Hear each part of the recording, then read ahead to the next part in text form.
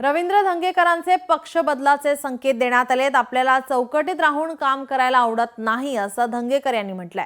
रवींद्र धंगेकर यांचं वक्तव्य पक्ष बदलाचे संकेत देण्यात येत आहेत। 2 दिवसात कार्यकर्त्यांसोबत चर्चा करून निर्णय घेणार। लोकशाही मराठीशी बोलताना धंगेकर यांनी हे वक्तव्य केलंय। काँग्रेसच्या चौकटीत रवींद्र धंगेकर यांची घुसमट होते अशा चर्चांना उधाण असताना आता त्यांनी स्वतः या संदर्भात स्पष्टीकरण दिलेलं आहे। शिंदेंकडून कामं होतात म्हणून आपण त्यांना भेटत असतो।